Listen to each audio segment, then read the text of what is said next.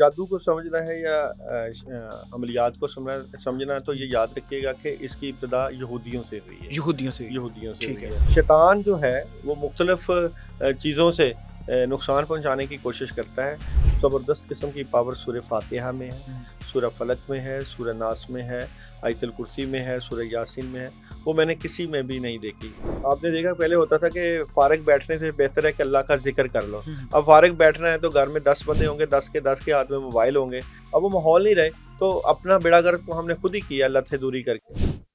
अच्छा, जब ये जिन्नात जान छोड़ते हैं, हम्म। तो मुख्तलिफ चीज़ें कही जाती हैं कि जब वो जाते हैं तो कोई निशानी दे के जाते हैं, कुछ चीज़ गिरा के जाते हैं। तो किस तरीके से जाते हैं? पता कैसे चलता है एक बंदे को, हाँ यार चले गए हैं हमारे जिस्म के रूहानी अंदर? मौलज अगर नज़र वाला होता तो उसको तो पता चल जाता है और मरीज ठी को भी पता चल जाता है। ठीक है। अगर किसी के ऊपर जिन्नात का असर है और उसने हुँ, काबू किया हुआ है मरीज को, हुँ, जब उसका इलाज होता है तो उसी वक्त पता चल जाता है कि अब जिन्नात चले गए हैं। सही है। उसके बाद उसको हिफाजत के लिए मंजल या कुछ नक्श वगैरह कुरानी आयात वगैरह पढ़ने के लिए दे दी जाती हैं और पानी दम करके दे दिया जाता है। दाऊद भाई, ये कहा जाता है कि अक्सर बंदों के ऊपर, ख़वातीन के ऊपर, मर्दों के ऊपर कि जिन्नात आए हैं तो बाद में पता चलता है वो जिन्नात हिंदू थे, हम्म। वो जिन्नात अंग्रेज़ हैं, वो जिन्नात ब्ला ब्ला ब्ला, इस तरह की बातें होती हैं। तो क्या वाक़ई ये नस्लें होती हैं कि वो अंग्रेज़ था या वो हिंदू था या वो मुसलमान था, इस तरह की बातें होती हैं? और ये किस तरीके से डिवीज़न होती है कि वो जो हिंदू है या अंग्रेज़ है, वो कैसे, मतलब कि मैं क्वेश्चन करना चाह रहा हूँ, कैसे वो हावी होते हैं? या वो उनको कैसे, उनकी वो जो लोग मर चुके होते हैं, उनकी कोई रूह होती है या वो होते ही जिन्नात हैं? ये क्या है इसका? अच्छा, जादू को समझना है या अमलियात को समझना है तो ये याद रखिएगा कि इसकी इब्तिदा यहूदियों से हुई है। यहूदियों से। यहूदियों से ठीक हुई है, है।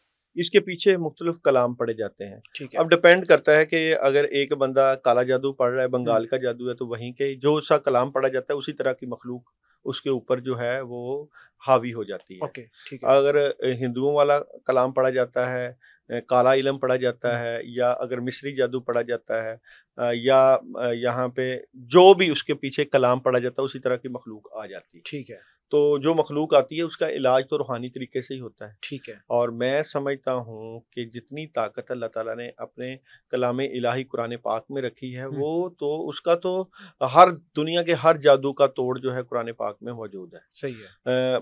शैतान जो है वो मुख्तलिफ चीज़ों से नुकसान पहुंचाने की कोशिश करता है, लेकिन जो ज़बरदस्त किस्म की पावर सूरह फातिहा में है, हुँ, सूरह फलक में है, सूरह नास में है, आयतुल कुर्सी में है, सूरह यासीन में है, वो मैंने किसी में भी नहीं देखी। जो लोग इन आयात के जो है अमल है, हुँ। वो बड़ी ज़बरदस्त पावर रखते हैं और उसका रूहानी इलाज बड़े अच्छे तरीके से करते हैं। जिनके ऊपर काला जादू होता है। हुँ, कहा जाता है कि काला जादू का जो तोड़ है वो काला जादू ही होता है। हुँ, हुँ, अब हमारे इस्लाम में ये भी है, जो काला जादू करता है वो दायरा इस्लाम से खारिज हो जाता है। हुँ, हुँ, ठीक है।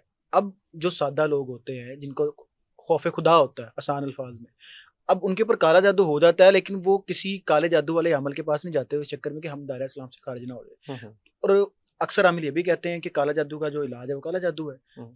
काला जादू अगर हो गया है और वो दायरा इस्लाम से खारिज भी नहीं होना चाहता, काले जादू के आलम के पास भी नहीं जाना चाहता, तो इसका क्या इलाज हो सकता है? मैं नहीं समझता ये सही कंसेप्ट है। ये मिथ है हमारे मुआशरे के अंदर। काले जादू से करते होंगे लोग, मगर ऐसा होता नहीं है। ठीक है। क्योंकि अगर आपको सही अमल मिल जाए, हुँ, जो कि कुरान और सुन्नत से इलाज कर रहा हो, हुँ। तो उसकी पावर मैंने ज़्यादा देखी है। अच्छा। काले जादू का मरीज़ या काले जादू का असर नहीं ठहर पाता हुँ। कलाम इलाही के आगे। ये मिथ है। ये मिथ है, बिल्कुल मिथ है। अच्छा, यहाँ पे अगर आप काले जादू से काले जादू का इलाज करवाते हो तो असर फिर आ जाता है, क्योंकि आपने शैतानी ताकतों के ज़रिए तो हेल्प ली।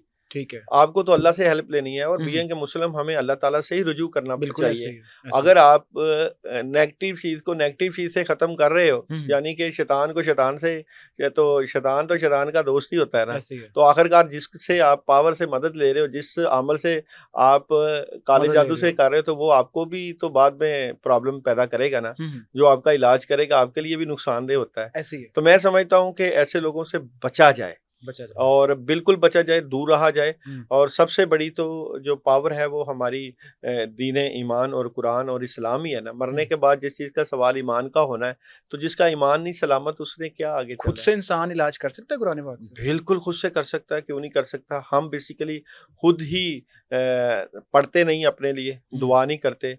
मैंने नहीं देखा कई लोगों की ये आदत हो कि सुबह उठ के पानी दम करके पिएँ, हिफ़ाज़त की दुआएँ पढ़ें, हुँ, सोते वक़्त की दुआएँ पढ़ें, कुरान पाक ज़्यादा से ज़्यादा पढ़ अपने लिए पढ़ें, हुँ, ना ही अपने लिए पढ़ते हैं, बल्कि ज़्यादा वक़्त जो है सोशल मीडिया, टीवी और मोबाइल वग़ैरह में ज़्यादा वक़्त सर्फ़ करते हैं। हुँ, इबादत और रियाज़त की कमी है। आपको पता है कि पहले ज़माने में लोग ज़्यादा इबादत और रियाज़त करते थे, हुँ, मीडिया नहीं था, टीवी नहीं था, चैनल्स नहीं थे, तो हुँ, वक़्त ज़ाया नहीं होता था। सही है। अब जो है रिसोर्स जो है वो ज़्यादा जिसने भी फ़ारिग वक़्त बैठना है, आपने देखा पहले होता था कि फ़ारिग बैठने से बेहतर है कि अल्लाह का ज़िक्र कर लो। हुँ, हुँ, अब फ़ारिग बैठना है तो घर में 10 बंदे होंगे, 10 के 10 के हाथ में मोबाइल होंगे, तो कोई ना कोई सोशल मीडिया पे बैठा ऐप देख रहा होगा, कोई टिकटॉक देख रहा होगा और बैठे-बैठे घंटे गुज़र जाते हैं और वही वक़्त अगर इबादत में सर्फ़ हो, आपको पता है शैतान जो है भागता है, हुँ, अल्लाह ताला का ज़िक्र हो और हिफ़ाज़त की दुआएँ हों, तो घर में इबादत और रियाज़त का माहौल हो। अब वो माहौल नहीं रहे, तो अपना बेड़ा गर्क तो हमने खुद ही किया अल्लाह से दूरी करके।